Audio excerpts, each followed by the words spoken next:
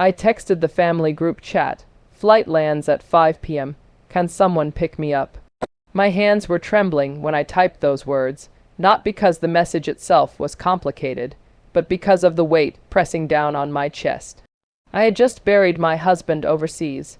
Just days before, I stood beside a coffin draped in white flowers, my heart shattered into pieces I knew would never fit back together. I was exhausted, drained, hollow, and all I wanted was the simple comfort of family. Just one familiar face waiting at the airport. Just one set of arms to remind me I wasn't completely alone in this world. My phone buzzed. For a split second, my chest lifted with relief. My brother had replied, but the moment my eyes landed on the words, it felt like someone stabbed a knife deeper into wounds that were already raw and bleeding.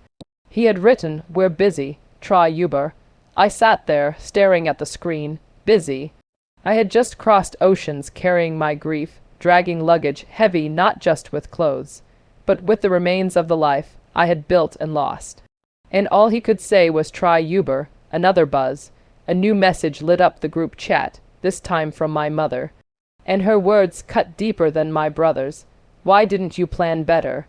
Why didn't I plan better, as if I could schedule grief? As if I could chart out the day my husband's heart would stop beating. As if burying him thousands of miles away and returning home broken should have been a perfectly organized event, handled with the efficiency of a business trip. I swallowed hard, my throat burning. A dozen responses boiled inside me. Anger, despair, accusations, but all that came out through my fingers was a simple, hollow reply. No worries. And that was it. I shut the phone off because if I kept staring at their words, I knew I'd crumble. They didn't know that at that very moment I was sitting at a crowded terminal, surrounded by strangers who were hugging, laughing, kissing loved ones they hadn't seen in months. And me, I was the woman who had returned from laying her husband into the earth. I was the woman who had no one waiting. I dragged my luggage, boarded the plane, and sat silently with my grief pressing against the window like an uninvited companion. When the flight finally landed, I didn't see a brother holding a sign with my name. I didn't see my mother's worried eyes searching through the crowd. No one, just silence. I opened my phone again, checked the group chat one last time. Nothing, not a single follow-up. Not even a question if I had landed safely. So I did what my brother suggested. I pulled up Uber, ordered a ride, and sat outside waiting with tears blurring the cars as they pulled up and left. The ride home was a blur. Streetlights passed like ghosts, the driver glancing at me through the mirror, probably sensing I wasn't just another passenger. My silence was heavy, but I had no energy left to explain. When we finally pulled up to my house, I stepped inside to the stillness of empty rooms. No balloons, no flowers, no signs of warmth or comfort, just silence. A silence so loud it screamed louder than my family's rejection. And here's the thing. I thought maybe, just maybe, they didn't realize the depth of what they'd done. Maybe they didn't understand that this wasn't just about a ride home. This was about abandonment at my lowest moment, about showing me that even blood could turn its back when the world fell apart. But that night, as they settled into their comfortable living rooms, as they probably scrolled through their phones with smugness, something happened. Something that would make them drop their phones in shock, because what they didn't realize was this. My husband's story didn't die when he did. His name carried weight, his work mattered, and the world was about to know. That night, the news channels began to broadcast something that would expose the cruelty of their indifference in ways they never imagined. And as their eyes locked on the television screens, as they saw my face on the news, streaked and grieving, standing beside a coffin overseas, the phones slipped from their hands. The world was watching, and in that moment, their selfishness, their coldness, became impossible to hide. This is my story. My name is Claire Anderson. And tonight, I want to tell you what really happened, how my grief turned into revelation, how betrayal was answered not by anger, but by the undeniable truth, and how sometimes the universe itself has a way of delivering the sharpest revenge. My name is Claire Anderson, and to be honest with you, saying my name right now feels strange. It feels like a label that doesn't belong to me anymore, like I've stepped out of the body of who I used to be and into some unfamiliar stranger's skin.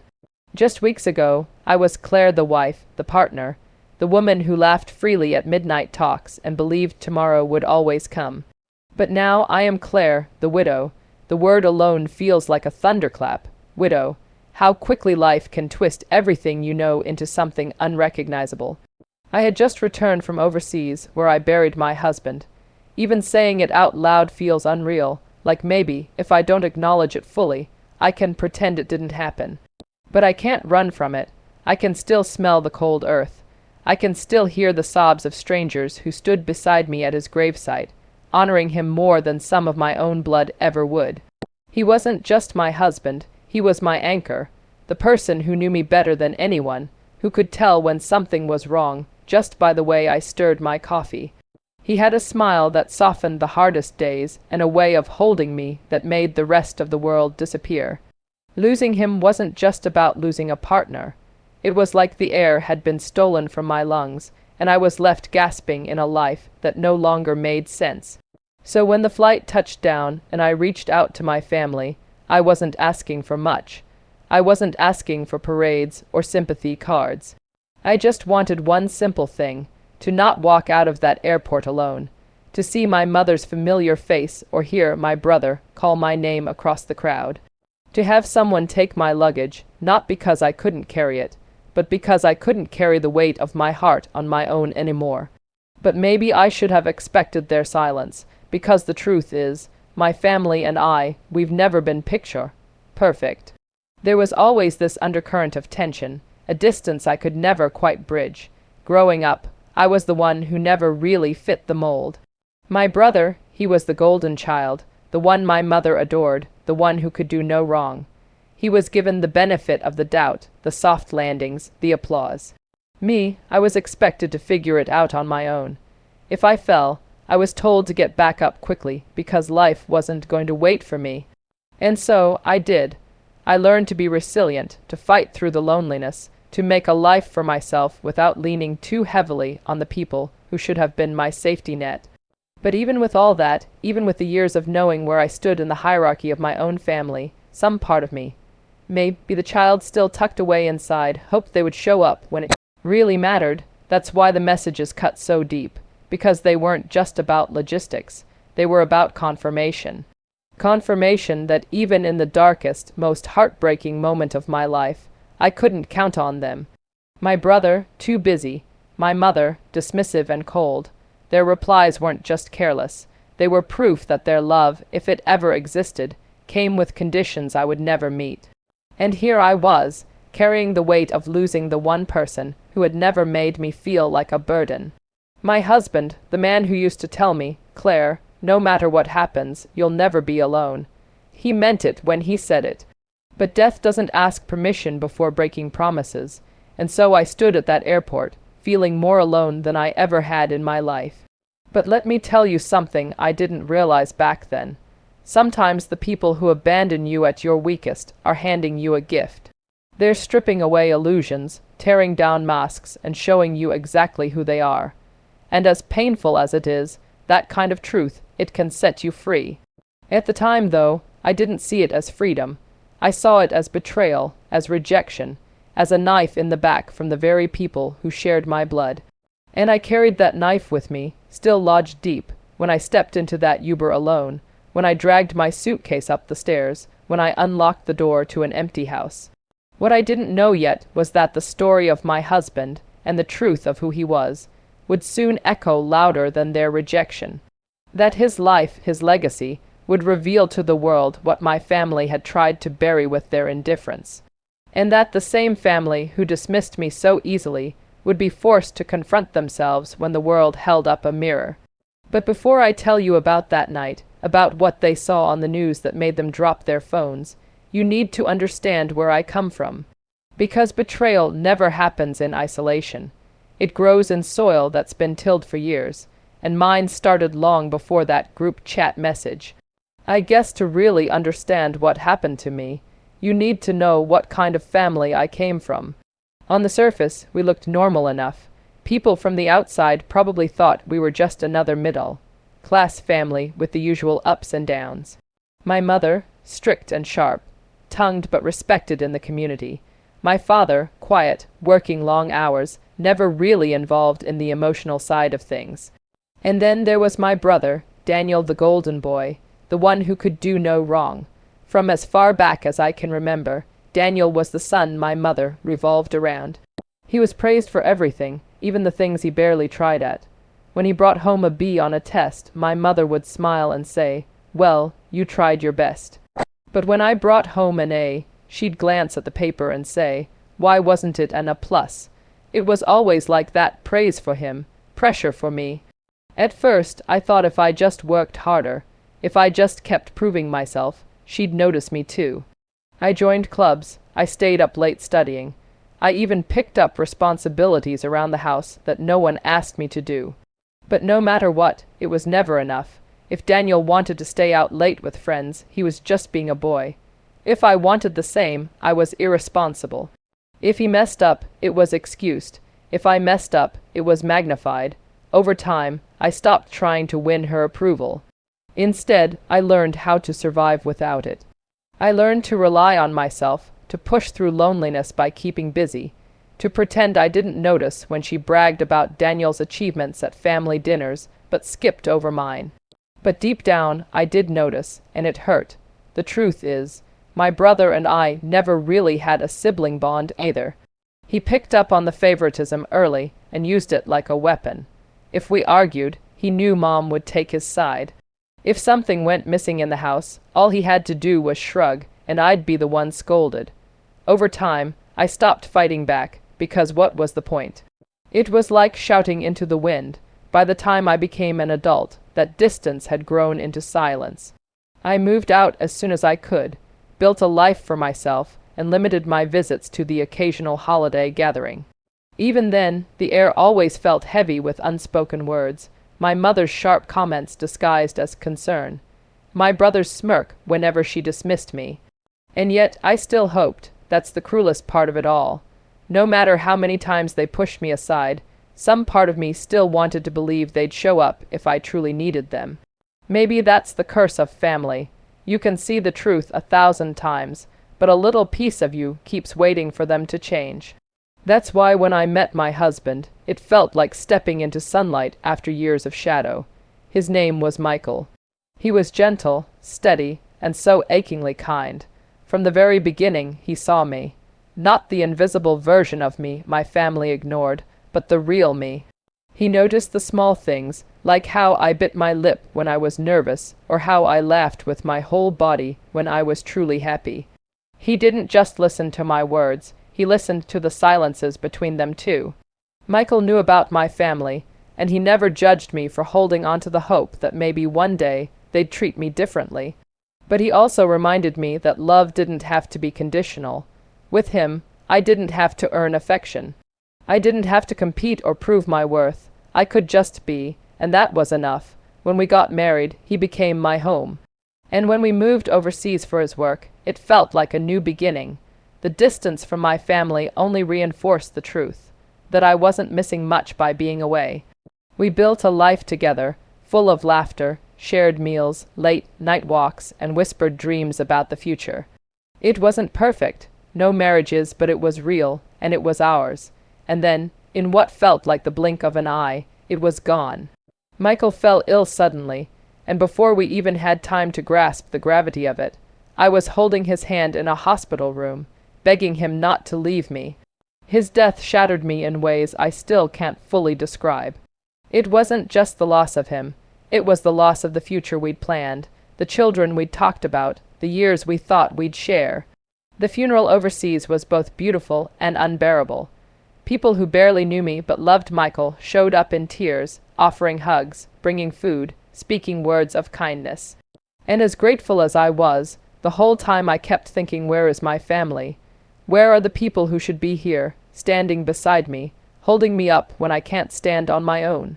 But they weren't there. Not a single one of them came. So when I sent that message in the family group chat, asking for a ride from the airport, it wasn't just about logistics. It was one last test, one last chance for them to show me that despite everything, they cared. that they'd be there when it mattered most. Instead, I got try Uber. I got why didn't you plan better? I got silence, and that's when the truth finally hit me. The family I longed for didn't exist. Not in the way I needed, not in the way I had always hoped. But the irony, the delicious, unexpected irony, was that the very husband they ignored, the man they never truly welcomed into the family, would be the one to reveal their cruelty to the world. And when that revelation came, they weren't just unmasked. They were exposed for everyone to see. The day I boarded that flight home is a blur of exhaustion and grief. I remember standing at the airport overseas, my luggage piled beside me, staring at the departure board as though the blinking letters could somehow distract me from the emptiness gnawing inside. People around me were rushing, children pulling at their parents' sleeves, couples kissing goodbye, business travelers typing furiously on laptops. Life went on for them, but for me, time had stopped the moment Michael's heart did. When I finally sat down at the gate, I pulled out my phone. My fingers hovered over the screen longer than they should have. I knew what I was about to do was simple, just a quick text. But I also knew that behind those few words was a silent plea. Please, don't make me walk out of that airport alone. So I typed it out carefully, my thumbs heavy with the weight of my hope. Flight lands at 5 p.m. Can someone pick me up? I stared at the message for a good 30 seconds before hitting send. Then I placed the phone face down on my lap, pressing my palms together to keep them from shaking. The response came faster than I expected. A soft buzz against my leg. My chest tightened with relief, thinking maybe, just maybe, they'd show up for me this time. I turned the phone over. It was Daniel, my brother, the golden boy. We're busy, try Uber. At first, I thought maybe I'd misread it. That grief had blurred my vision. I blinked hard, reading the words again, slower this time. We're busy, try Uber. That was it. No, I'm sorry you're going through this. No, I know you just lost the love of your life, but I'll be there. Just two cold words, try Uber. The breath I'd been holding came out in a shaky laugh. Not the kind of laugh you share when something is funny, no. This was the hollow kind that comes out when you're trying to stop yourself from screaming. Before I could even process that sting, another buzz lit up the screen, this time from my mother. Why didn't you plan better? Plan better. I read it over and over, like maybe, if I repeated the words enough times, they'd start to make sense. As if burying a husband overseas was something you could pencil neatly into a calendar, budget out, schedule transport for, all while your heart was being ripped in half. Plan better. The words felt like acid, burning through the thin layer of hope I'd been clinging to. I could feel my throat closing up, tears threatening to spill, and I hated that even now, even after all these years, they still had the power to hurt me like this. My thumbs hovered above the keyboard. I wanted to scream through those little gray bubbles. Do you even realize what I've just been through? Do you have any idea what it feels like to lower the only man who ever loved me unconditionally into the ground, and then fly back home alone? But what came out instead was two hollow words. No worries, as if I wasn't shattered. As if I wasn't sitting there, alone at the gate, surrounded by people who had someone waiting for them on the other side. As if the emptiness inside me could be brushed off like lint on a jacket. I turned off my phone after that. I couldn't bear to see their names on the screen anymore. Couldn't bear the thought of another message filled with indifference. The flight itself felt endless. I sat pressed against the window, staring out at the endless stretch of clouds, trying to hold myself together as wave after wave of grief crashed against me. Every so often, a flight attendant would ask if I needed anything. I'd smile politely, shake my head, and then turn back to the glass, silently wishing anyone, would just reach over and say, I see you. I know you're hurting, but no one did. When the wheels finally hit the tarmac, I felt my chest tighten again, not with excitement, not with relief, but with dread. I had done what I dreaded most. I'd given them one last chance, and they had failed me. And now I would walk out of that airport, not into the arms of family, but into the cold embrace of strangers. I gathered my bags, shuffled off the plane, and stepped into the arrivals hall. My eyes scanned the crowd instinctively, even though I knew better. Families holding signs, children squealing and running into arms, friends embracing like they'd been apart for lifetimes, and me, just a woman with swollen eyes, dragging her suitcase across polished floors. No one called my name, no one waved, no one cared. So I pulled out my phone again. The screen lit up with the group chat, those cruel words staring back at me like scars. Try Uber, plan better. I swallowed hard and opened the app, summoning a stranger to do what my own blood wouldn't. As I waited outside, the air thick with exhaust and the shuffle of luggage wheels, I thought about how surreal it all felt. Just days before, I'd been standing at Michael's grave, clutching a rose until the thorns cut into my palm, and now here I was, being told to plan better, by the people who should have been my safety net. When the Uber pulled up, I climbed inside, the driver giving me a polite nod. He didn't ask why my eyes were red or why my voice cracked when I gave him my address. He just drove, the silence between us heavy but strangely comforting. At least he wasn't pretending to care only to twist the knife deeper. As the city lights flickered past, I realized something that chilled me. This was my family's final answer. I had begged silently, quietly, desperately for them to see me, and they had chosen not to. But what I didn't realize was that their choice, their cruel indifference, would soon come back to them. Not through my words, not through my anger, but through something far bigger. Because that very night, as they sat comfortably in their living rooms, scrolling through their phones, something happened on their television screens, something that would force them to confront the truth they had buried for years. And when they saw it, when they saw me, their phones slipped from their hands. The Uber ride home felt like the longest 40 minutes of my life. I sat in the back seat, my hands folded tight in my lap, my suitcase pressed against my leg like the last piece of me that still had weight in this world. The driver kept glancing at me through the rear-view mirror, probably wondering why his passenger looked like she hadn't slept in weeks. He didn't say much, and I was grateful for that. Words felt heavy, like stones I couldn't lift, and silence was the only thing I could manage. Streetlights flickered past the window, casting brief shadows across my face. Each one felt like a reminder of how alone I was in that moment. How unfair it felt that I had just buried the love of my life and had no one to lean on but a stranger behind the wheel. I kept telling myself not to cry. Not here, not in the back of this man's car. But grief doesn't listen to logic. It doesn't wait for the privacy of your bedroom. It seeps out, breaking through cracks you can't patch fast enough. I turned my face toward the window and let the tears fall silently, tracing hot lines down my cheeks. I tried to wipe them away before the driver noticed, but he must have seen, because at one point he caught my eyes in the mirror and offered the smallest nod. Not pity, not intrusion, just acknowledgement, and somehow that tiny gesture meant more to me in that moment than all the silence from my family combined. When we finally pulled into my street, everything looked the same. The same rows of houses with their porch lights glowing, the same trimmed hedges, the same driveways with cars parked neatly in place, but for me, everything was different. The world had tilted, and I wasn't the same woman who had left weeks earlier with a husband by her side.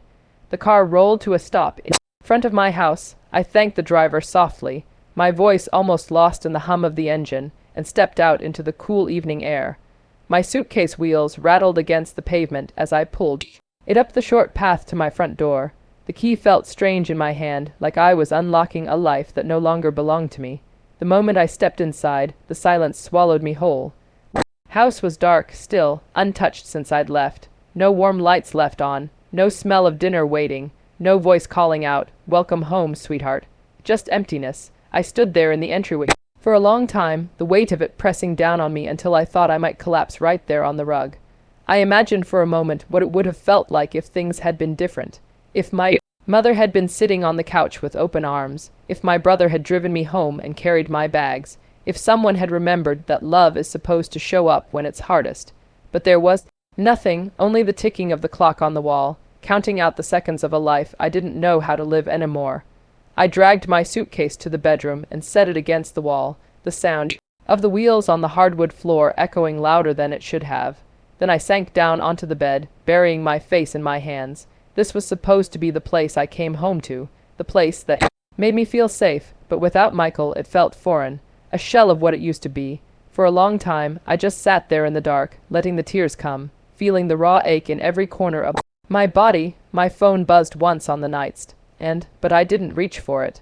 I already knew it wasn't the words I needed. If my family hadn't shown up when I begged, they wouldn't be showing up now. But what I didn't know was that, outside the walls of my quiet house, something else was happening. Something I couldn't have predicted, and something my family definitely didn't expect. Because my husband wasn't just mine. He wasn't just Michael, the man who made me laugh, the man who danced with me in the kitchen at midnight, the man who whispered promises about our future. He was Michael Anderson, respected, admired, a man whose work had touched lives far beyond our little home. And while my family sat comfortably in their houses that night, dismissing me as if I were nothing, the world was remembering him, honoring him, speaking his name in reverence. That night, news stations across the country began to share his story, images of his life, his work overseas, his sacrifice. And yes, even the funeral, they showed me too. They showed a grieving widow, standing alone beside his coffin, wiping away tears as strangers laid flowers in his honor. And as those images filled television screens, my family's names might not have been mentioned, but their absence spoke louder than any headline. Everyone watching could see it, the empty space where they should have been. The world was honoring Michael, while my own blood was too busy to give me a ride from the airport. And when they saw those broadcasts, when their neighbors started calling, when their friends began to ask questions, that's when they dropped their phones. Michael wasn't just my husband, he was the kind of man people remembered. Even before we met, his life was already shaped by service, by a desire to make a difference wherever he went. He had this quiet strength about him, not the kind that needed to be announced or praised, but the kind you felt when you stood in his presence. We met in most ordinary way, through mutual friends at a small dinner party, but from the moment he smiled at me, I knew he was someone extraordinary. His laugh, his way of listening, the way he made every person in the room feel like they mattered, that was just who he was. He wasn't trying to impress anyone, and maybe that's what made him unforgettable. Michael had dedicated his life to international aid work. He wasn't in it for the recognition or the applause. He used to joke that if no one knew his name, it meant he was doing his job right. He worked in communities torn apart by war and disaster, places most people only ever heard about on the news. He was the man building clinics, delivering food, holding children who had lost everything. I'll never forget the stories he brought home, the way his eyes lit up when he talked about the people he met. He wasn't naive. He knew how cruel the world could be. But he believed in fighting back against that cruelty with whatever tools he had: compassion, resilience, and relentless work. When he passed away overseas, it wasn't just me who lost him. It was the communities he served. It was the colleagues who stood shoulder to shoulder with him in refugee camps and hospitals. It was the families who still remembered his kindness when no one else came. The funeral overseas hadn't been a small affair. I remember standing there, numb with grief, looking out at rows and rows of people who had gathered to honor him. Locals, aid workers, government officials, even international representatives. All there because Michael's work had touched their lives. They placed flowers, they carried candles, they spoke his name with reverence I almost couldn't comprehend. And me, I stood at the center of it, trying to hold myself together, wishing my family could have seen it, wishing they could have seen what a man he was, and why my heart felt like it had been torn out of my chest. But they weren't there. They didn't come. They didn't even ask what it had been like. They just waited for me to come home and criticize me for not planning better. So when the news channels picked up Michael's story that night, it was almost poetic. Anchors spoke about his humanitarian work. They showed footage of him distributing food in dusty villages, shaking hands with leaders, laughing with children who clung to his arms like he was the only safe thing in their world. And then the cameras shifted. They showed his funeral, the long procession of people who had come to honor him. They showed me, his widow walking behind the coffin, with tears streaming down my face, draped in black, surrounded not by family but by strangers who had loved him too. The reporters spoke about his sacrifice. They called him a hero. They reminded viewers that men like Michael are rare, and that the world is poorer without them. I didn't know this was happening in real time. I was sitting in silence in my dark bedroom, clutching one of his old sweaters, inhaling the faint scent of him that still lingered. But my family, they were watching. They were seeing everything, and with every passing second, with every image of me standing alone, with every voice praising the man they had dismissed as just my husband, the truth became clearer. The world saw me, the world honored him, but my family, my own blood, had abandoned us both. I imagined the moment their phones lit up, buzzing with texts and calls from friends, neighbors, coworkers. "Isn't that your daughter?" Wasn't that your sister? Why weren't you there?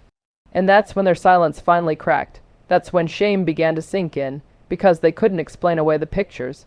They couldn't excuse the fact that, while strangers were standing by my side, my own family was nowhere to be found. And in that moment, for the first time in a very long time, I didn't feel invisible anymore. The phone calls started almost immediately after the broadcast. At first, I didn't pick up. I couldn't. My chest still felt hollow, my body too heavy with grief, but the buzzing of my phone was relentless. My brother, my mother, my cousins. Message after message, ringing after ringing, as though suddenly my existence mattered again because people had seen it on the evening news. When I finally glanced at the screen, the group chat, the same one where they had told me to try Uber, was lit up with a flood of texts. My brother, Claire, we just saw the news. Why didn't you tell us it was like that? My mother, we didn't realize how important this all was. You should have explained better. Explain better. Those two words burned through me, as if the fact that I had buried my husband overseas wasn't enough. As if my broken heart needed a PowerPoint presentation for them to show up and care. Then came the excuses, one after another. My brother wrote, "We were busy that day. You know how things get. We didn't mean to hurt you." My mother chimed in, "We thought you'd be okay. You're always so strong. We just assumed you had everything under control." And then, finally, the guilt slipped in. "We're sorry, we should have been there. We didn't know the world thought so highly of him." That last line twisted in my stomach. They weren't sorry because they had abandoned me. They weren't sorry because I had walked alone through one of the darkest moments of my life. They were sorry because the world had seen their absence, because now their shame was public. The irony didn't escape me. For years they had downplayed Michael's work, brushed off my pride in him as if I was exaggerating, as if he was just another man with a job. But now, when the news called him a hero, suddenly they wished they had stood closer to me, so that they could share in his glow. And as I sat there, staring at the frantic stream of messages, I realized something. I had spent so much of my life yearning for their approval, craving their love, bending myself into pieces to be worthy of them. But in the end, strangers had shown me more compassion than my own blood. I put the phone down and didn't respond. Not that night, not the next morning. Days passed, and the guilt in their messages grew heavier. "Claire, please pick up. We're family. Don't shut us out. We just made a mistake. We want to make this right. But how do you make right something that was never about logistics? How do you fix abandonment that cut to the bone?" The truth was, they hadn't just failed me once. This moment was only the sharpest edge of a long pattern of neglect, indifference, and dismissal. And now that the cameras had caught them in their apathy, they wanted me to forget the years before, too. And I couldn't. I wasn't cruel, but I was done. Done begging for scraps of love. Done lowering my grief to make their lives more comfortable. Done letting their absence define my worth. So I left their messages unanswered. I let them sit in that silence, the same silence they had left me with when I needed them most. And for the first time, I felt a strange kind of peace. Not because the pain was gone. It never truly leaves, but because I understood, finally, that my family wasn't the source of my healing. They had been the source of my wounds. Healing, I realized, would have to come from somewhere else. In the quiet days that followed, I found myself replaying everything in my head.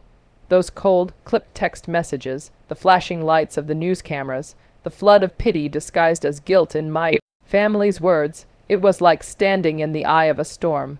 Chaos all around me, but a strange stillness within. For the first time in a long time, I wasn't scrambling to earn their love. I wasn't begging to be seen. And it hit me, maybe that was the root of all my exhaustion. For years, I had carried this invisible weight, trying to hold together a bond that only I seemed to value. I was always the one to call first, to visit first, to forgive first.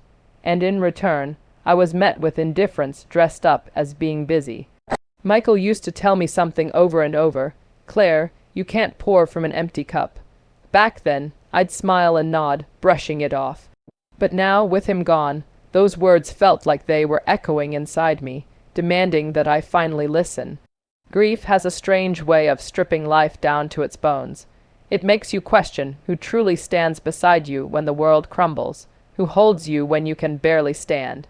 And sometimes the answers break your heart even more than the loss itself. But that heartbreak also carved space inside me.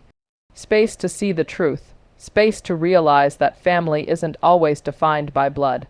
Family is who shows up. Family is who answers the phone, who sits with you in silence, who notices the tears you don't shed. And when I looked around, I saw that I did have family. My best friend, Rachel, who had been the one waiting at the airport that night with open arms. The neighbors who left meals at my door because they didn't want me to worry about cooking. The colleagues of Michael's who called to share stories that made me laugh through tears. These people who owed me nothing had given me everything. It was humbling, it was eye-opening, and it was healing. I realized I had spent so much time begging for love from those who withheld it, that I'd overlooked the abundance right in front of me. My cup wasn't empty because no one wanted to fill it. It was empty because I was holding it out to the wrong people. And slowly, I began to shift. I stopped waiting for my family's calls. I stopped reading their apologies over and over, looking for sincerity that wasn't there. Instead, I began answering the calls that mattered. The ones from people who genuinely cared. The ones that didn't come only when cameras were rolling. There's a liberation in letting go of expectations that were never going to be met. A freedom in realizing that someone's inability to love you doesn't mean you're unlovable. For so long, I thought I needed my family's approval to be whole. But standing in my grief, in my solitude, I realized I was already whole. Broken, yes, wounded deeply, but still whole. Michael's love had taught me that. His absence reminded me of it. And now I had to carry that lesson forward, even if it meant carrying it alone. And in that realization, I found the first fragile threads of peace. The days turned into weeks, and with each sunrise, I felt like I was waking up to a new version of myself. Not better, not worse, just different, the kind of different you don't choose, but one that chooses you when life shatters. I started small. I forced myself out of bed in the mornings, even when the weight of silence pressed against my chest like a stone. I'd make myself a cup of coffee, even though it tasted bitter without Michael sitting across from me. I wrote in a journal, sometimes just a single sentence like, "I survived today." One afternoon, Rachel dragged me to a grief support group. At first, I hated the idea sitting in a circle of strangers, peeling back wounds I could barely touch on my own. But the first time I walked into that room, something unexpected happened. I didn't feel alone. There was a man who had lost his daughter, a woman who had buried her sister, a young guy whose best friend had died in an accident. Every face carried a story, every voice carried pain, but in their honesty I found strength. We weren't fixing each other, but we were holding each other up in ways our families sometimes couldn't. It was there I learned to say out loud, "My husband is gone." The words felt heavy, but with every repetition, they carved out space for acceptance. And in that space, I began to breathe again. I also started therapy, something Michael had always encouraged, but I'd been too stubborn to try. My therapist asked questions I didn't want to answer. She made me face the anger beneath my sadness, the resentment toward my family, the guilt I carried like an anchor. But slowly, I realized those feelings weren't weaknesses, they were part of healing. Grief doesn't move in a straight line. Some days, I laughed so hard I felt guilty, like I was betraying Michael by smiling. Other days, I cried so much that even the walls of my house seemed to echo back my sorrow. But I kept moving, one step, one breath, one choice at a time, and through it all, I began to honor Michael's memory, not just mourn his absence. I framed photos of our favorite trips. I cooked his favorite meals even if I ate them alone. I wrote letters to him whenever I needed to say the words left unsaid. It wasn't about letting go. It was about carrying him differently. Meanwhile, my family tried to creep back into my life. At first, it was subtle. My mom sending short texts like, "Thinking of you," or "Hope you're okay." My brother sent me links to news articles about family unity, with a wink emoji, as if sarcasm could erase the hurt. And for the first time, I didn't take the bait. I didn't respond with long explanations or attempts to make them see my side. Instead, I learned the power of silence. Not the silence of defeat, but the silence of choosing myself over their approval. It wasn't easy. Part of me wanted to scream, to demand an apology that would never come, to shake them until they admitted they had failed me. But another part of me, the wiser part, knew that closure doesn't always come wrapped in someone else's words. Sometimes you give it to yourself, and in giving myself that closure, I found something surprising. Not bitterness, not vengeance, but peace. A fragile, trembling peace that reminded me I was still here. Still alive, still capable of building a future, even if it looked nothing like the one I had planned. I began volunteering at a local shelter, channeling my pain into something meaningful. I helped serve meals, listened to stories, offered comfort. And in giving, I felt myself receiving. I realized there were so many people carrying invisible weights, just like me. And by lifting even a fraction of theirs, I felt mine grow lighter. It was in those moments that I started to see a path forward, not back to who I was before, but toward who I was meant to become. It happened on a Sunday afternoon, months after I had buried Michael and rebuilt enough of myself to stand taller than before. I was volunteering at the shelter when my phone buzzed. My mom's name lit up the screen. Normally, I ignored it, but something in me whispered, "Answer it." Face it, so I stepped outside into the cold air and pressed the phone to my ear. "Claire." My mom's voice cracked, softer than I had expected. We need to talk." Her words were followed by silence, the kind of silence that begged for me to fill it. But I didn't. I let her stew in it until she finally added, "Your brother and I. We saw you on the news." I almost laughed. That night after my flight, when they had brushed me off, I ended up collapsing at the airport. A local journalist had recognized me from the nonprofit work Michael and I used to do overseas, and ran a piece about a grieving widow abandoned by her own family. I hadn't asked for it, but it spread fast. It was messy, raw, and true, and apparently it embarrassed my family enough to make them squirm. "You shouldn't have let it get that far," my mom said, her voice carrying that familiar edge of blame. "People think we're heartless." That's when something inside me shifted. For the first time, I didn't feel small under her criticism. I didn't feel the need to explain, defend, or beg for her approval. Instead, I spoke with a calm I didn't know I had. "People think what they saw," I said evenly, "because that's what happened. You left me alone when I needed you most, and now you're more worried about your reputation than about me." There was a pause, long, heavy, like the weight of years of unspoken truths. "You've always been dramatic," she muttered finally. "You make everything bigger than it is." "No," I said, my voice steady. "I just finally stopped making everything smaller than it was." And with that, I hung up. My hands were trembling, but not from fear, from release. For the first time in my life, I realized I wasn't trapped by their version of me anymore. I had my own voice. Later, my brother tried too. He showed up unannounced at my apartment, standing in the doorway with that same cocky smirk he'd worn when he told me to try Uber. But this time, I didn't shrink back. "I came to check on you," he said, like it was some kind of favor. "You've been making us look bad, Claire. Mom's upset. The family's upset." I looked him straight in the eye. "Good. Maybe it's about time you all felt a fraction of what I've been feeling."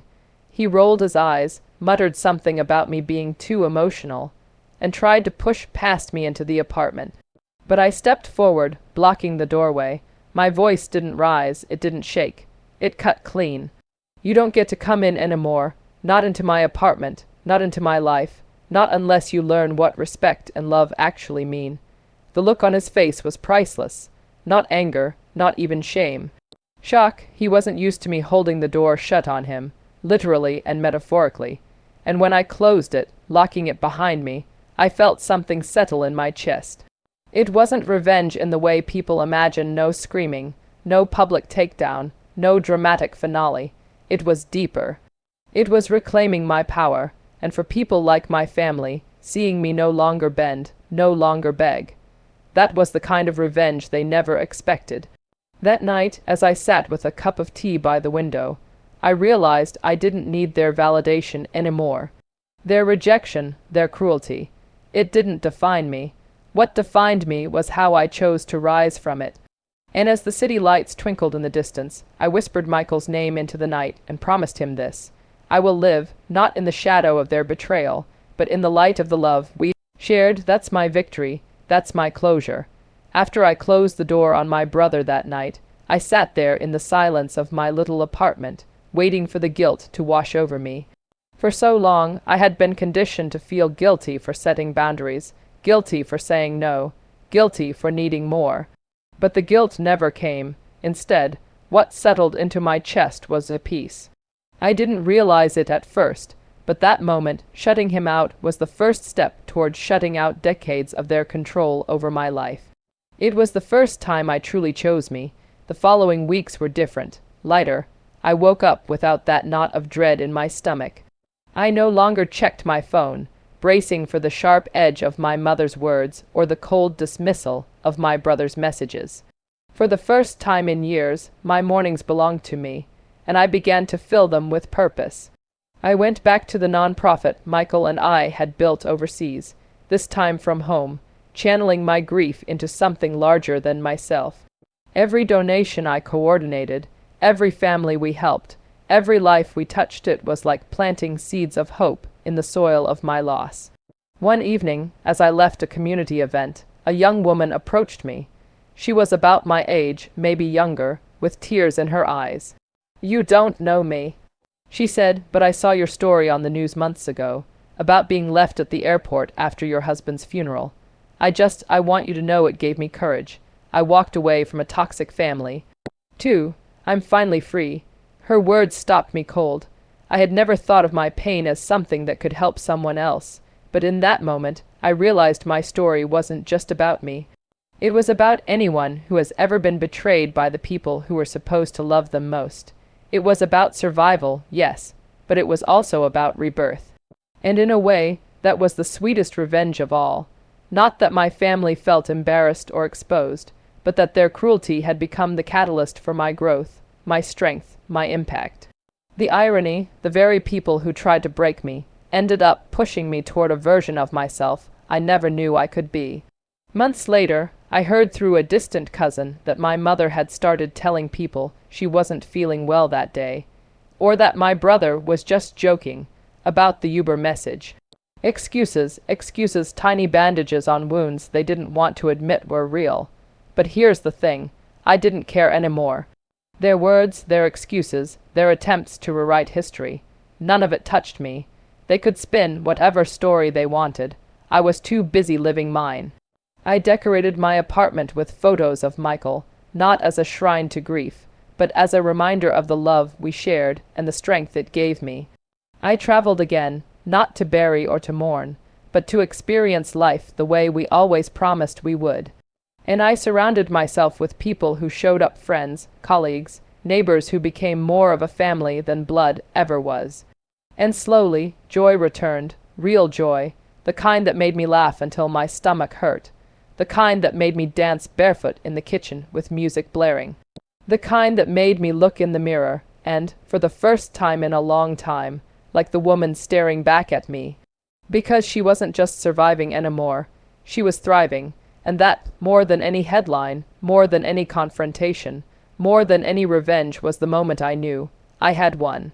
Years passed, not quickly, not in a blur, but in the slow, deliberate way life tends to move after you've rebuilt it piece by piece. And if I'm honest, I sometimes wondered how different my life would have been if that group chat had gone another way. If my brother had simply said, "Of course, I'll be there." If my mother had said, "I'll make sure you get home safe." If they had offered me the smallest crumb of comfort when I needed it most. Would I have stayed entangled with them? Would I still be carrying the weight of their criticisms, their dismissals, their constant undermining of who I was? It's strange to say this out loud, but I think their cruelty that day was a gift in disguise. Because it forced me to see what I had been avoiding for years. They were never going to love me the way I needed to be loved. And I had to stop trying to earn something they weren't capable of giving. That realization freed me. I look back now, sitting here with a life full of people who choose me every single day. Not because they're obligated, not because we share a last name, but because love and respect run both ways, and I think this is family.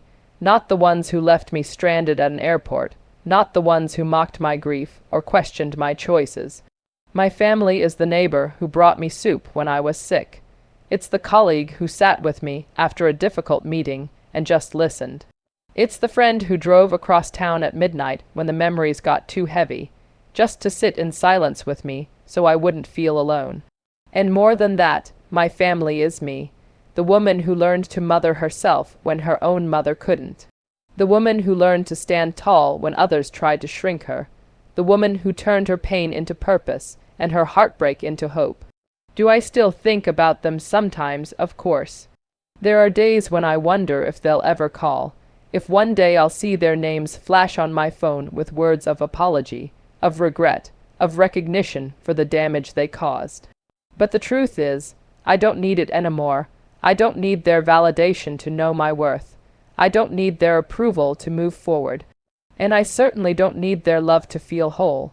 What I needed, I already found, in the work I do.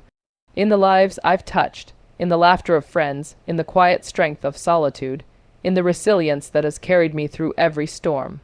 And when I pass by the mirror these days, I don't just see a widow, or a daughter, or a sister. I see Claire, a woman who rose from ashes she didn't set, who carried her own luggage through an empty terminal, and who chose, again and again, to keep walking forward, even when no one walked beside her. That to me is victory. That to me is freedom. And that, my friends, is why I don't hate them anymore. Not because they don't deserve it, but because hate would tether me to them forever. And I've worked too hard, fought too hard, healed too hard to stay chained to the people who once abandoned me. So I let go, not for them, for me. I'll never forget the night I stood on stage, years after it all happened, staring out at an audience of faces who had no idea just how far I had come. It was a community awards ceremony, nothing flashy, nothing televised, but to me, it felt like standing in the center of the universe. I had been nominated for the work I'd done with widows and widowers, creating a support network that spanned across cities, offering comfort and resources to people who felt just as lost as I once did. As they called my name and I walked across that stage, my legs felt heavy, not from fear, but from the weight of everything it took to get there. Every lonely night, every tear shed in silence, every moment of doubt that I somehow survived. I accepted the plaque with trembling hands, and when I turned to face the crowd, what I saw made my throat tighten.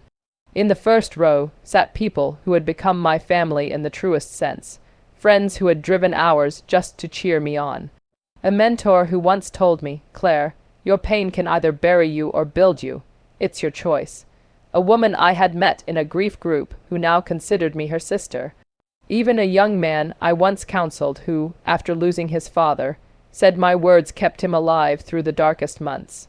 They were all there, they were all smiling, they were all mine, and in that moment I realized something extraordinary. For years I had obsessed over the absence of my blood family. Their rejection had burned like an open wound. But looking out into that crowd, I finally saw what had been quietly growing all along. A new family, one that chose me, one that stood by me, one that celebrated not just my survival, but my strength. When I gave my acceptance speech, I didn't thank my mother. I didn't thank my brother. I didn't even mention them. Instead, I thanked the people who had shown up, the ones who picked me up, not from the airport, but from the floor when I thought I couldn't keep going. And as my words echoed through that hall, I felt something break free inside me. The grip of bitterness loosened. The shadow of loneliness faded, and for the first time in years, I didn't feel abandoned. I felt seen, carried, loved. Later that night, someone asked me if my family knew about the award.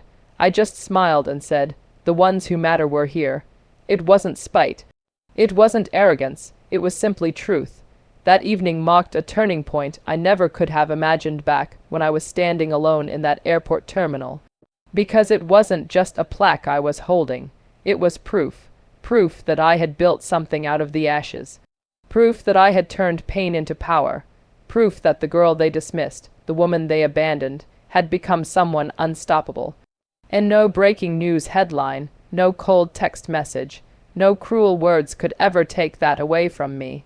If there's one thing I've learned through all of this, it's that pain has a strange way of becoming a teacher. And while I would never wish my journey on anyone, I can tell you this. The moments that nearly broke me also revealed the deepest truths about who I am.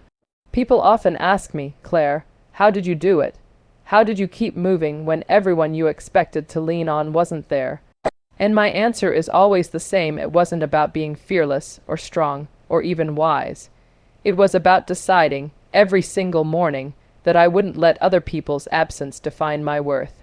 Because here's the thing no one tells you. Family isn't always blood. Sometimes it's the stranger who checks on you when you're quiet too long. Sometimes it's the friend who remembers the anniversary of your loss without you having to remind them. Sometimes it's the community that builds around your brokenness, piece by piece, until one day you look up and realize you're not standing alone anymore. For so long, I kept replaying that text thread in my head. My brother's cold reply, my mother's dismissive words. That gut-wrenching silence in between, but over time, I started to see it differently. Those messages weren't just rejection. They were revelation. They showed me exactly where I stood in their lives, and as painful as that was, it was also liberating. Because once you see the truth, you can stop begging for love that will never be given, and start pouring your energy into the love that is waiting for you elsewhere. I know some of you listening right now might be in that place. Maybe your own family has made you feel small, invisible, or unwanted. Maybe you've been waiting for that one text, that one phone call, that one sign of care that just never comes. And I want you to hear me. You are not defined by the ones who walked away. You are defined by the ones who choose to stay.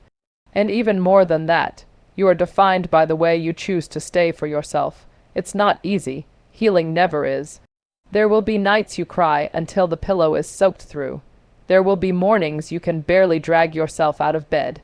There will be moments when bitterness whispers in your ear, "See, you're unlovable." But those whispers are lies. And every time you stand back up, every time you choose to keep moving, you are proving them wrong. I am living proof that the ugliest rejection can birth the most beautiful resurrection. I am living proof that the family you build can be stronger than the family you were born into. And I am living proof that no matter how shattered your heart feels today, tomorrow holds the possibility of joy you haven't even imagined yet. So if you're listening to this and you feel abandoned, please, don't let that be the end of your story. Don't give up before you've given yourself the chance to see what comes next. Sometimes the people who should have caught you will drop you. But that doesn't mean you'll never fly. One day you'll look back at the ones who dismissed you, the ones who doubted you, the ones who turned their backs when you needed them most, and instead of feeling bitter, you'll feel grateful. Grateful that their rejection forced you to grow. Grateful that their silence pushed you toward voices that truly cared. Grateful that losing them made space for something far greater. And when that day comes, I promise you, you'll understand what I mean when I say, what they saw on the news that night wasn't the end of me. It was just the beginning. And so, here I am, telling you my story, not because I want pity, not because I want sympathy, but because I want you to know that survival is possible, even when the people closest to you turn away. I remember that night, sitting alone with my phone still in my hand, staring at those cruel little words on the screen. "We're busy, try Uber. Why didn't you plan better?" And then, just hours later, those same people saw my face flash across the evening news. They saw the widow who had come home from burying her husband, walking through the airport with nothing but a broken heart and a small suitcase, met not by family, but by strangers who showed more kindness than her own blood ever had. And in that moment, they dropped their phones, because the truth was finally undeniable. They couldn't hide behind excuses anymore. The world saw what they had done, or rather, what they had failed to do. But here's the thing, that moment wasn't about them. It was about me. It was about the beginning of a new chapter in my life, one where my value wasn't measured by who showed up in a family group chat, but by the strength I found inside myself, and by the unexpected love that found its way to me when I least expected it. So if you take nothing else from my story, take this. Sometimes the people you think you can't live without will show you exactly why you can. And sometimes the family that should have been your safety net becomes the reason you learn to fly on your own. I survived the burial of my husband. I survived the rejection of my family, and I am still here, still breathing, still building a life worth living. My name is Claire Anderson, and this is not a story about loss. It is a story about finding light in the darkest places. And maybe, just maybe, it's a reminder for you too. No matter who lets you down, your story doesn't end there. Because the truth is, the people who drop their phones may never pick them back up, but you can always rise again.